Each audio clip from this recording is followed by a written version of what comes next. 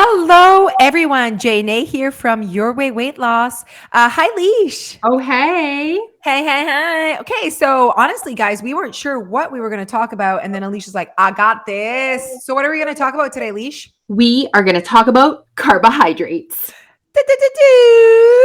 All right. Where to even start? Well, obviously, us doing this documentary has changed the way we're eating. And I think, I for sure am eating more carbohydrates than I normally do. I cannot comment on that. I have no clue, actually. Like, I don't know. The one thing that I'm most shocked of is how I'm not more thirsty. I thought I'd been more thirsty just because of the amount of like sodium that people, when we announced that we were doing this, it was the sodium that we were more, not concerns, but we're like, holy shit, we're going to be consuming a lot of sodium. So I wonder how that's going to have an impact on our weight and the fluctuations. And then we're like, it's going to be great conversations, but it seems like on my end has not really changed my thirst level or my fluctuation in terms of sodium. So I don't know. I mean, I don't know either. Let's say I'm consuming more carbs on a Monday than I was on a Monday before, because if I average out all my carbs, a lot of carbs in my wine, well, I mean, it's more just like alcohol, a lot of carbs in beer for sure. Okay, well, let's talk about the fact that you weren't eating a lot of carbs and why, because people would have their own perception as to, oh, she wouldn't eat a lot of carbs on a Monday.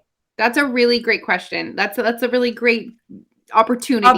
Observation as well. Like when you said it, I'm like, ooh, people are going to be like, oh, on Mondays, It's basically just like, I just mean Monday because how I eat during the week is different how I eat during on the weekend, right?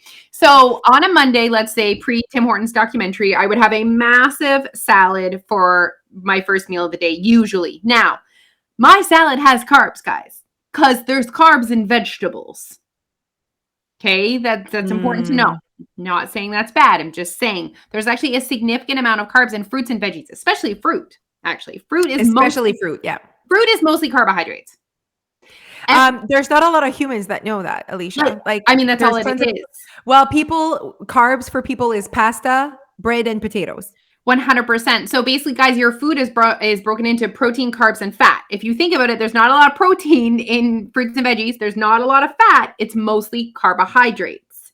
Now, it's not very calorie dense. Like you can have a lot, but it is mostly carbohydrates. Anyways, so I would have a big salad with some chocolate. Then I usually have my most carb heavy meal. I would usually have like a big protein cookie that has like a lot of like oats in it or whatever, right? And then for supper, my way, it's just the way it evolved, was to have the same meal as my family, but to not eat the carb that most of the time, not eat the carb that goes with my family's meal, not because the carbs are bad, not because I'm avoiding them, because potatoes, rice, pasta just isn't as worth it to me. I'm also not as hungry during that time. I would rather have more protein, more veggies, and more chocolate. Very good explanation. Calming everyone down. It's not because you're scared of carbs. It's not because carbs would make you gain weight. It's just not part of your way in terms of what you like to consume in a run of a day. Basically, what do you guys need in order to feel satisfied? I don't need the pasta. And I don't even need the alternative. You know what I mean? Some people are like, oh, cauliflower rice, spaghetti squash. I'm like, meh. I don't miss it. Yeah. So it's an easy way to reduce calories. Let's be honest. Yeah. For me, I'm more carb heavy than Alicia for sure, because I start my day with toast and so definitely not afraid of bread over here. I'm not a big pasta eater, not because I'm avoiding it, just because it's not part of my way and I don't cook and I would have to boil water. So it requires boiling.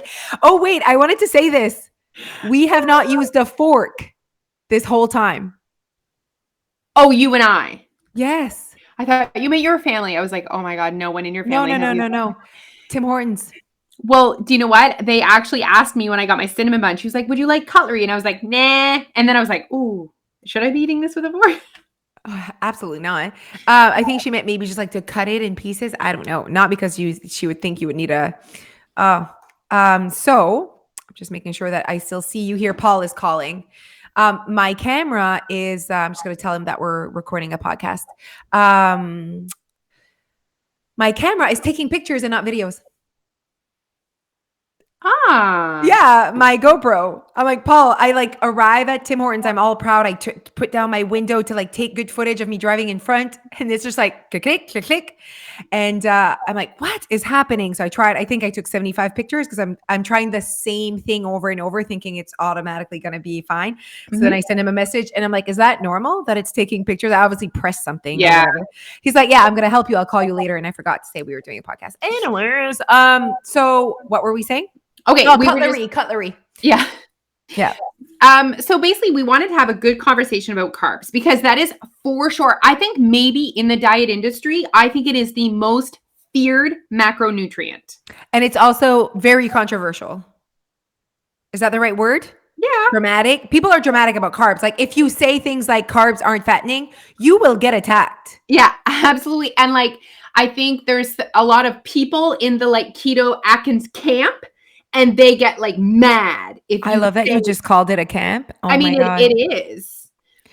Our plant-based doctor friend, he said he gets so attacked on social. He said it's the one thing that he gets attacked the most about when he says that he doesn't say keto is bad, but that it's not like magic and that there's definitely some health issues there when you're doing keto. And he's like, people don't like it. Huh? And I'm like, they do not want you to talk shit about keto.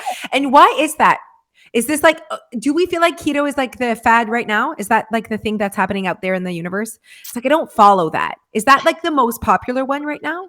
I don't know. You know how there was Atkins and then there was like, there's been a few of them. So is keto the 2022 one?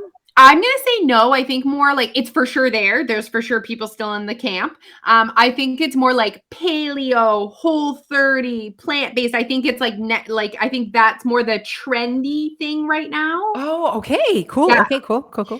So, and speaking of Dr. Jules, I actually, when I was doing research for this podcast, was reading some of his blog. So I am going to send you the link so that when you put the show notes, we'll link his blog in the show notes because I like that. Yeah. His information is amazing. I find it so clear. Really enjoy it.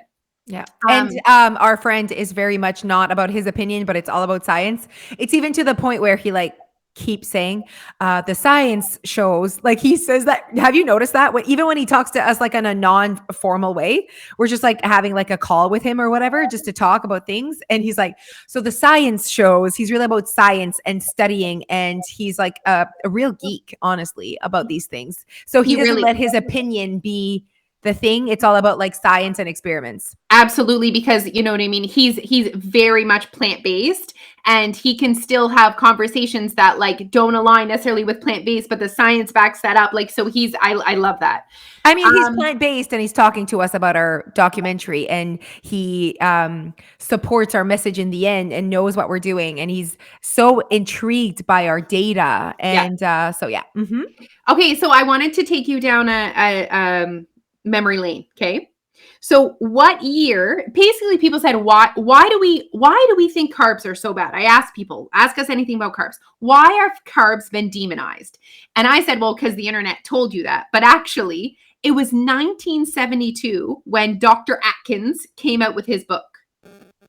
Wow. 1972. So the internet was not happening then. So there was a book that came out, and basically, and then it kind of evolved to keto, which was 19.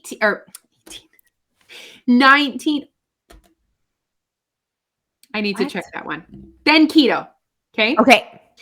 Do you know what the difference is between Atkins and keto? I feel like Atkins is like red meat.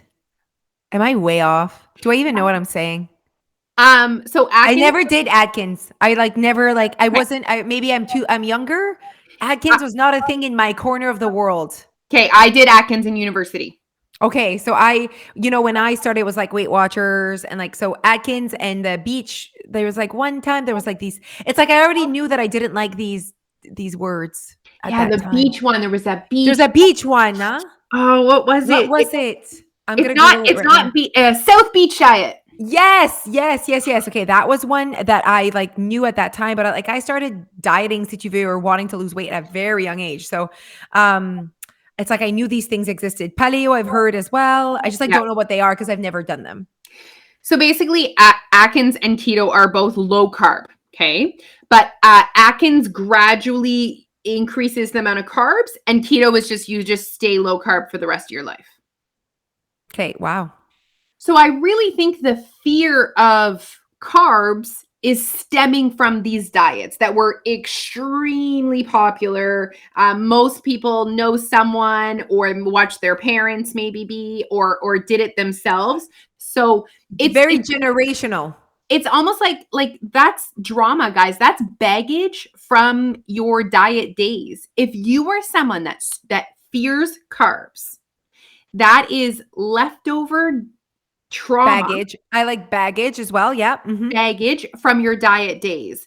And so I think it's why do we think carbs are bad is number one, because of that. Number two, carbs do make us retain water. So for every carb that you consume, you retain 4 grams of water. So let's say you go out and you have a really high carb meal. High sodium as well at the same time. Like everything's Probably just like high. yeah. They go together. Probably high sodium. The next day you could be up on the scale 3-4 pounds. Right. You did not gain 3-4 pounds of weight. Of fat. Of fat. You just are gaining 3-4 pounds of weight, which is primarily made up of water. So that adds to the badness of carbs. Oh my gosh, I ate carbs and now I'm up on the scale immediately. Yeah. And that also adds to the keto Atkins appeal. If we started keto next week, you drop weight so quickly because you're losing water weight. Because you're not consuming carbs, which consume a lot of water. Exactly. Keeps you retain your water. Yeah. Exactly. So, and they're also putting you in a calorie deficit while you're embarking on this keto journey. Probably. Yeah. Yeah. I think it is it's for sure possible to be on keto and not be in a calorie deficit though. Like, absolutely. You know what I mean? But I'm guessing if you're, I don't know. Okay. So let's say I want to start keto. Where do I go? Who do I call? I don't know. Google it. So you just Google it and you just do your own thing? Like, is that how it works? Is there like a keto program out there? I think that yeah, for sure. I think that there's there's definitely keto support groups. Okay. I think there's a list of foods that you can and cannot eat. I just want to say something before I forget. I feel like people that are doing keto are being blinded by weight loss. Is that, would we pay, never painting everyone with but this is our podcast. We can say whatever we want. So I'm just saying it. I feel like a lot of people that are in the keto camp are very much blinded by the results of it and the weight loss part of it as claiming it that it's a successful way to do it because they're seeing weight loss. And in my mind and with my experience and just the way I think, like, you can lose all the weight. I won't see it as success until I see you being happy and keeping that weight off and knowing that you're not depriving yourself of your life. Like, that for me is success. So that's why, like, anyone can post a picture and be like, I lost 50 pounds. Like, for me, it's like, okay, yes, but do you feel happy? Do you feel energy? Do you feel like you're being yourself? There's a lot to it for me. Do you feel deprived and sad when your friends are eating pasta and drinking beer and eating cake? And that's what, like, do you feel like that food can be taken out of your life forever? And I was looking at footage of that we took that first day before we started Leash on January 31st. And we were preparing our last meal, our last lunch. And we were talking and I was listening to our conversation. And that's when I had the realization. And I told you, and you're like, oh my God, that's so true. I said, if we were embarking, because people knew by then, right, on January 31st that we were doing this. And we have had the moments on the internet of like, that's so unhealthy. You shouldn't be doing this, blah, blah, blah. And I'm like, if we would have announced that we were embarking on this very restrictive, what would be labeled as healthy journey, people would be like, oh, good for you. You're going to feel so good.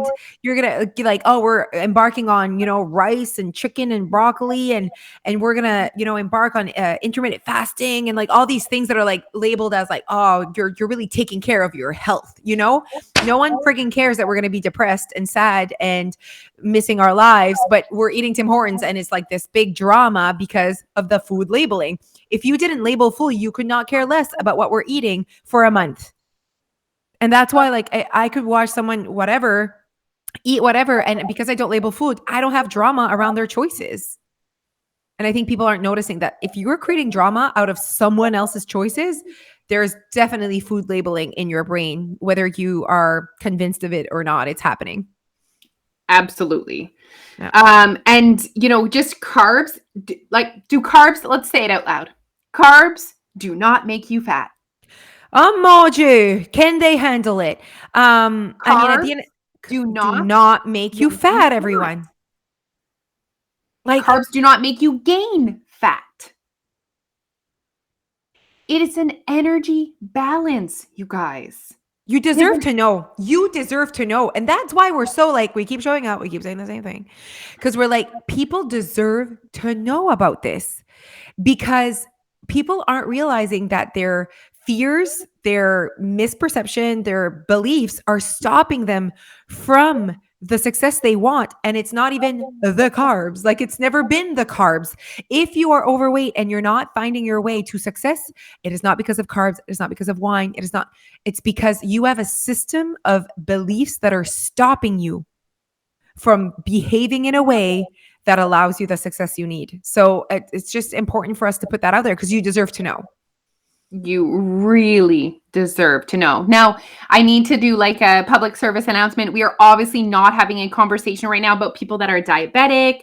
I know that keto has been shown to help improve people that have epilepsy, to improve their seizures. If you have a specific medical condition that requires you to eat in a specific way, that we're not talking to you. We're having a conversation with the general public.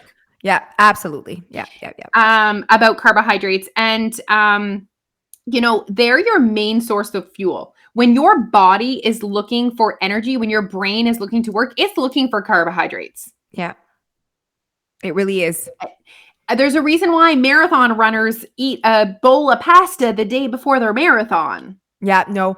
And when you think about it, it's quite ironic how the general public still has that fear about carbs, yet I don't know, but everywhere on my timeline and on my social media that I scroll, everyone's on a consensus that carbs aren't evil. Like everyone that's in the fitness industry or whatever, they're like, stop fearing carbs. Like everyone is like, oh my goodness, are we still talking about this? And, it's very interesting how we still have people that fear it. Maybe they're not spending time on social media and they're stuck into the Atkins book. They still have the book on their shelf. But also it's like, how I always say this, how is your system of beliefs allowing you to get the results you want? And if you see that your system of beliefs is not allowing you success, it's time to challenge how you think in order to get some different results here. Absolutely. Because has fearing carbs actually helped you to do anything? When you think about it, maybe people are like, yes, when I don't eat carbs, I drop pounds. Cool. Remember how we talked about don't get blinded by weight loss, because if you're back with all those pounds back on your body, it did not work. That was not the thought process that helped you get real success.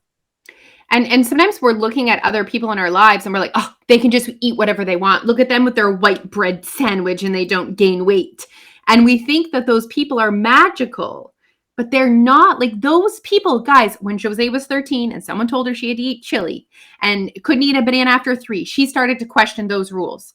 Yeah. Question the rules, you guys. Look around. Is everyone that's sitting at a healthy weight not eating bread? Nah, vraiment, you guys, you have to look around and be like, holy mac, I've been lied to. And that's exactly what I did from the get go, hopping on a menu that just did not make sense with me when I was looking around. How is my best friend not overweight and eating every night? How is my husband eating every night a snack and not overweight? How is my neighbor eating a banana at 3:05 and not overweight? Why are those rules for me as an overweight person? They've been putting us in this like pool. All overweight people come over here. This is how you should live your lives. Isn't that insane? It Like is we're insane. like we're different humans. It's like the It is. Hunger Games. You know what I mean? Like, oh, overweight, you go over here, you can't eat a banana. You need to fear carbs. You need to blah, blah, blah. That just didn't make sense to me. And I honestly, at such a young age, was like, I'm not gonna be a victim of how can I not change my outcome? Yes, I'm 13 and I weigh 220 pounds. What, I'm doomed now for life? I'm 13. There must be a way for me to be healthy. There must be a way for me to lose this weight without like all my other friends that are not overweight and eating what they want. You know what I mean? And so I just like was like, no, I'm not taking this. This does not make sense to me. I'm not gonna. But they make you believe like you're special, like you're unique. Well, those people that nope. Do not take that. Do not agree with that. Do Guys, not say yes to it that. is not carbs that is making us gain weight. It is the excess. It is the amount, right? And carbs are in North America, carbs are very accessible, highly processed, highly refined, highly palatable. Carbohydrates are absolutely everywhere. It's harder to go to the convenience store and overconsume on protein and fat. Oh my goodness. Having said It's that, everywhere. Il y a des petits vachons. It's everywhere. Like you and I just want to kind of put us talk about a little segment there where people said to us, "Oh my God, you're gonna feel like shit eating Tim Hortons." You know how many people said that to us? We have not felt like shit though. Like, you know what I mean? Like we haven't I felt like shit more on a Saturday night after consuming a really nice meal at a restaurant that I overate. And I was like, not having sex tonight, Jeff, where I'm going to be spending the night on the toilet here because I clearly overate. You know what I mean? We're not overeating of Tim Hortons. And there's a big piece, there's a conversation there of, yes, of course, the type of food you consume can make you feel like shit. I understand. But we're also making choices. That I'm not eating a farmer's wrap every day with a hash brown and a sausage and all these. That's fat. That's fatty, you know? I'm not eating that and it's 700 calories, you know? That would probably make me not feel good if I ate that. So I'm not choosing those things on the menu every day. I might eat one before it's done, you guys. But I know I'm going to not feel good, you know? And so I think that conversation's not on the table enough of when we overeat, we often feel like shit. And when we let's eat more past fullness. Let's define overeat because I think that means different to most people. But to me, past fullness, eating way past full is overeating to me. Yes, it's not an amount of calories. It's not a look. It's not a type of food. It's a feeling. And you're really like, wow, I overate. You want to unbutton your pants. You can't breathe. The thought of eating anything else is just like, I could not fit anymore. How many times do we go out and you're like, oh, if I just can't fit anymore, that's eating past hunger. Your body did not need all that food and your body is not burning all that food either. And your energy is, you know, so it's really interesting to me how people were so worried of how we were going to feel. And someone even said like, oh my God, I went to Tim's the other day and ate a wrap and a soup and then an apple fritter and I felt like crap. Well, yes, you just consumed over 1,000 calories and maybe the soup doesn't do like my broccoli soup would be considered healthy because it's broccoli creamy soup. And I almost shit my pants, you guys. Like my belly did not like that soup, you know? So it really is. Everyone's so different. And I think that if I were to eat a wrap and a soup and an apple fritter, I would definitely not feel good. I mean, I feel like the best fuel for my walks right now is the cinnamon bun. Not going to lie to you. Really? The best fuel for my spin is a belt. Like it's just, I have so much energy. It keeps me full. I feel like I'm good for the whole hour of whatever. Like it's good.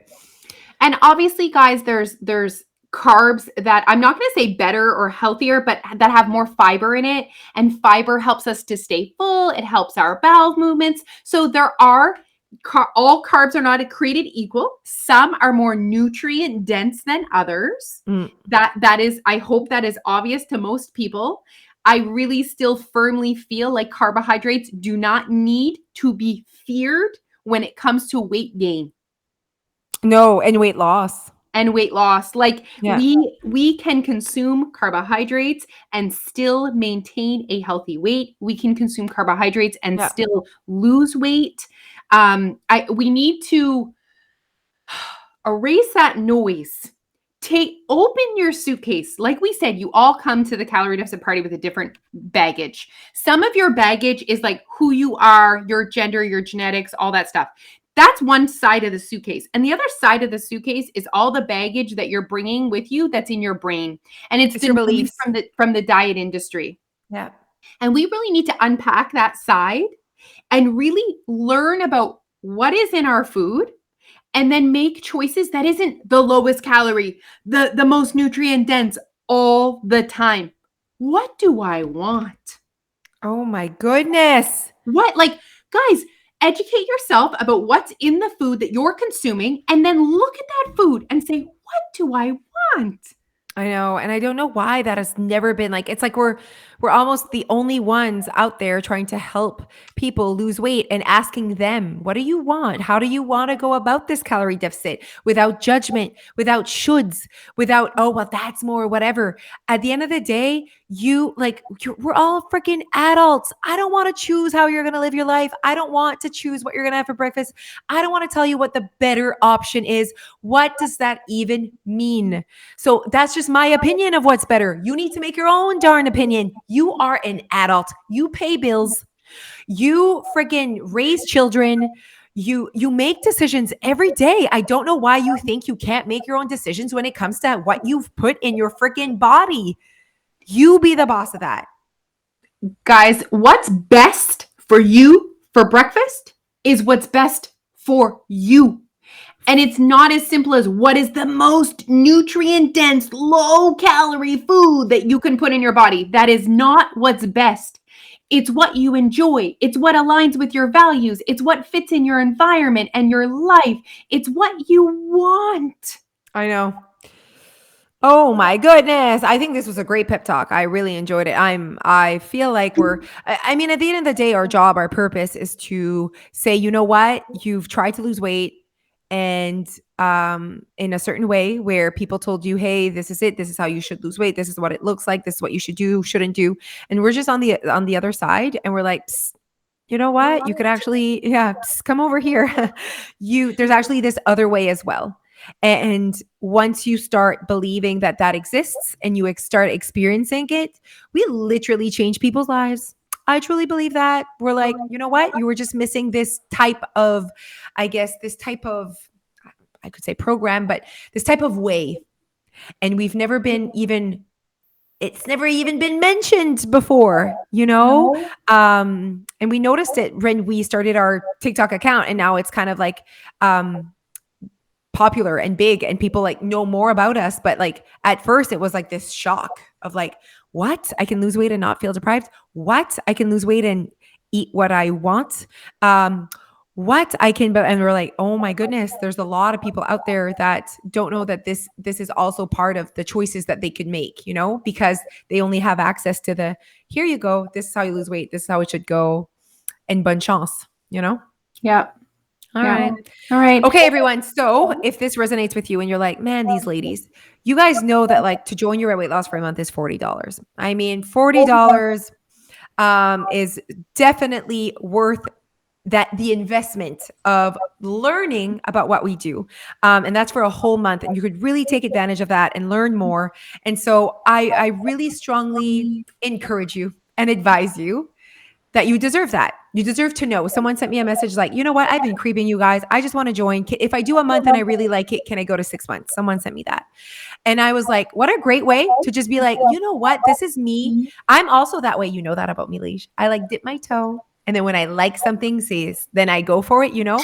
But I'm not someone that just like jumps. I like to know what I'm investing in so I understand. But this is definitely, and I feel like I can sympathize with people that are like, I'm not ready to do the whole 6 months. You know what I mean? So for me, If guys, if there's like an app that, let's say, like will help us business wise, I'm like, it's $5.99 a month. She's like, I'm like, we'll see. We'll see. So that's how I am, right? I just want you to know that at Your Way Weight Loss, you have everything that you need for weight loss and maintaining it off. For true success, real change does take time. So if you're ready for that, you need to join us. YourWayOurSupport.com. Google us. We're right there. Follow us everywhere. Thank you so much for listening. We absolutely love podcasting. It's one of our favorite ways to show up in the world. So keep listening. Tell your friends. And that's it. Goodbye, everyone. bye, guys.